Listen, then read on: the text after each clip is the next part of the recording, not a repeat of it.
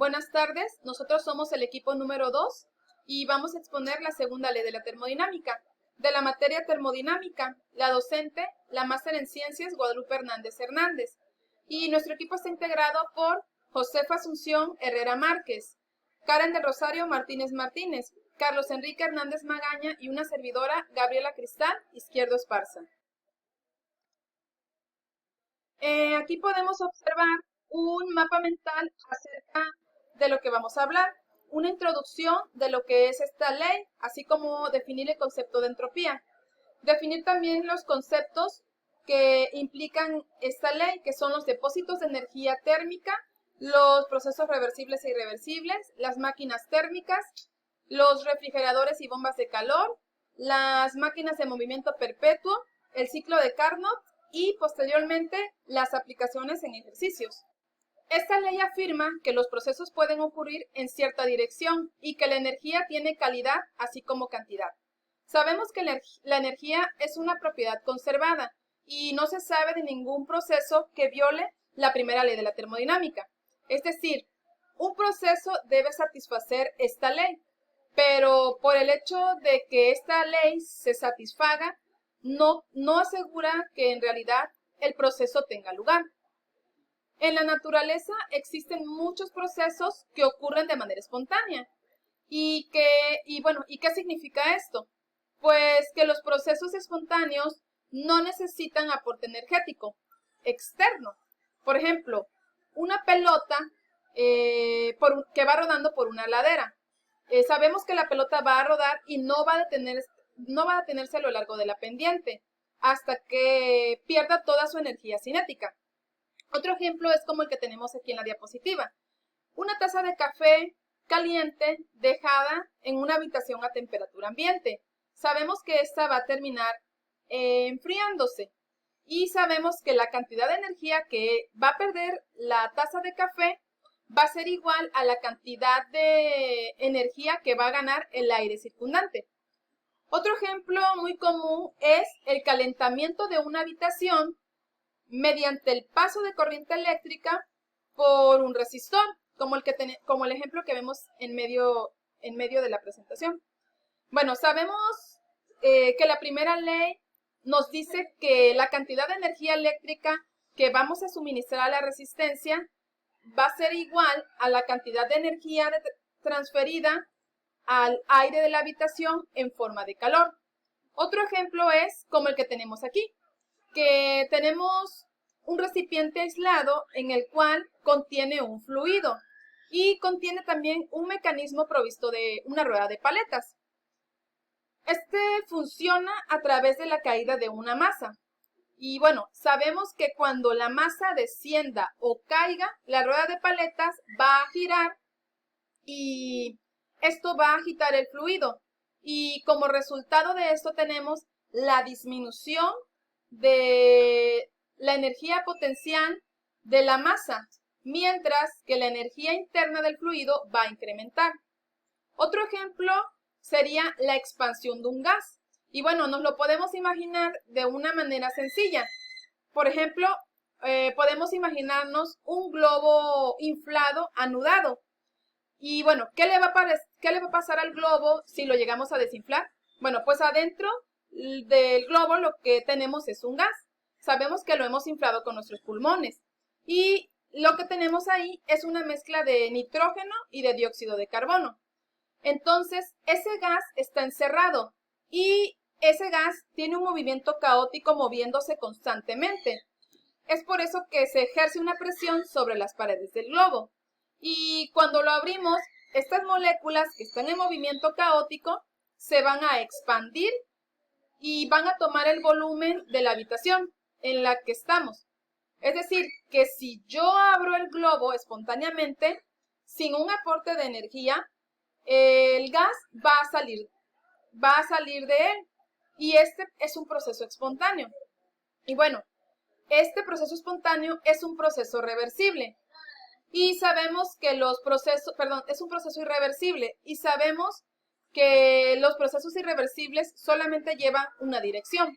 Pero ahora, ¿qué pasaría si pensamos en el proceso inverso de todos los ejemplos? Por ejemplo, la taza de café caliente dejada en la habitación a temperatura ambiente y que se calentara aún más aportándole energía del ambiente a la taza.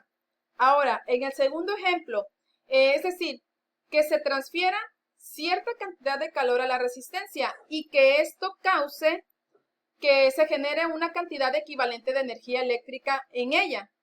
Y ahora para el tercer ejemplo del movimiento de las paletas. Ahora pensemos en su proceso inverso, es decir, que suba la masa mediante la transferencia de calor desde el fluido a la rueda de la paleta. Y para el último ejemplo, pensemos en que el globo se infle por sí solo. Bueno, algunos pensarán que estos procesos inversos son improbables de que sucedan o que es imposible, pero basta con que lo imaginemos para tener una idea del sentido en que las cosas pasan espontáneamente. Y bueno, esto quiere decir que cuando ocurre un proceso termodinámico, ocurre en una dirección con respecto al tiempo, pero no en dirección contraria o viceversa. Y bueno, con esto podemos concluir que la primera ley de la termodinámica no restringe la dirección de un proceso, pero el hecho de satisfacerla no asegura que en realidad ocurra un proceso. La incapacidad de esta ley para predecir algunos fenómenos en la conversión de la energía es lo que hizo introducir un principio, que es el de la segunda ley de la termodinámica. Y bueno, la segunda ley de la termodinámica nos va a ayudar a identificar si un proceso puede tener lugar o no. Y esta ley de la termodinámica, bueno, conoceremos una propiedad que es la que nos va a ayudar a saber si el proceso sucede o no. Y esta es la entropía. La entropía nos va a ayudar a establecer el sentido en que las cosas ocurren. Pero, ¿qué es la entropía? Pues sabemos que es uno de los conceptos más populares y comúnmente lo asociamos al desorden. Pero este concepto ha sido renovado y redefinido. Bueno, sabemos que a pesar de que la energía se tiene que conservar, pues hay ciertos procesos en los que hay cierta cantidad de energía que no se puede ocupar para realizar un trabajo. Y esto se ve en los postulados de la segunda ley, que se mencionarán también más adelante. Y bueno, por ejemplo, si yo caliento una cantidad de agua para que se evapore y quiero ocupar ese vapor para calentar otra cantidad igual de agua, pues sabemos que esta ya no se va a evaporar y que hace falta energía. Y pareciera que la cantidad de energía que yo utilicé, pues no se puede reutilizar al 100%. Y bueno, aquí podemos percibir que hay cierta cantidad de energía que no se puede volver a usar. Y mientras más energía se le saque al sistema, más va a ser la cantidad que no podremos reutilizar. Y a esta cantidad de energía que no puede reutilizarse se le llama entropía. Muchos ubicamos a la entropía con el desorden, pero como se mencionó anteriormente, esto fue al principio y este concepto pues ha evolucionado. Y bueno, también analicemos este concepto para entender un poco más. Yo lo asocio así a este ejemplo que me pareció muy práctico. Tu mamá puede ver un perfecto desorden en tu cuarto, pero nosotros sabemos que dentro de este desorden, nosotros vemos un desorden perfectamente ordenado. Lo mismo que para nosotros algo ordenado puede ser algo distinto para el universo, asociándolo a él. Entonces, ¿cómo puede ser esto una ley si el orden depende de lo que nosotros entendamos? Pues aquí viene otro concepto de la entropía, que dice así, pues lo que humanamente podemos entender por desorden son configuraciones específicas de un sistema. Por ejemplo, Tu cuarto sería el sistema. Y sabemos que si tu cuarto está ordenado, si tu cama está tendida, si no hay cosas tiradas en el suelo. O sea, puras cosas improbables. En cambio, si cualquiera de estas cosas no se cumplen en tu cuarto, pues tu cuarto estará desordenado. Y un escenario con más casos posibles y por lo tanto más probables. En general, un sistema va a atender a los escenarios más probables que suelen coincidir con los que nosotros percibimos más desordenados. Así el aumento de entropía y su evolución natural a su estado más probable. La cantidad de entropía en el universo tiende a incrementarse con el tiempo.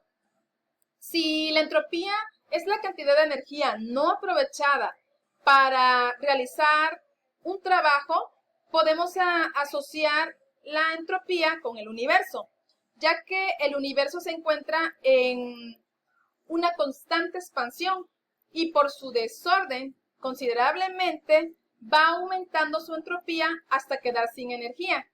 Y sin esta energía necesaria para que el universo se siga transformando, pues cuando llegue el momento, todos los cuerpos van a alcanzar un equilibrio térmico de tal manera que este será el fin del universo entero. Otro de los enunciados de la segunda ley dice así: es imposible que un dispositivo que opere en un ciclo reciba calor de un solo depósito y produzca una cantidad neta de trabajo. Kelvin y Planck. El enunciado hace referencia a una máquina térmica y veremos mediante una explicación posterior cómo es que una máquina térmica, que incluso en las condiciones ideales rechaza calor hacia un depósito de baja temperatura para completar su ciclo. Es decir, que ninguna máquina térmica puede tener una eficiencia térmica del 100%. Siempre debe de haber un intercambio de calor con el ambiente. La primera ley de la termodinámica dice que el calor y el trabajo son equivalentes. Sin embargo, en la experiencia diaria nos ha demostrado que no es así, sino que existe una diferencia entre ambos mecanismos de energía. Es decir, podemos transformar todo el trabajo en calor, pero no podemos transformar todo el calor en trabajo. Otro de los enunciados de la segunda ley es el que dice que es imposible construir un dispositivo que opere en un ciclo sin que produzca ningún otro efecto que la transferencia de calor de un cuerpo de menor temperatura a otro de mayor temperatura, Clausius. Y bueno, el enunciado de Clausius está relacionado a los refrigeradores y a las bombas de calor. Y a grandes rasgos sabemos que el calor por sí solo no se transfiere de un medio frío a uno más caliente. Bueno, el enunciado de Clausius no significa que sea imposible construir un dispositivo así, pues porque ya tenemos al refrigerador. Lo que quiere decir es que un refrigerador no puede operar a menos que su compresor sea propulsado mediante una fuente de energía externa, como lo es un motor eléctrico. Esto posteriormente nos lo explicarán más adelante. A continuación, mi compañera Karen les va a explicar el siguiente concepto.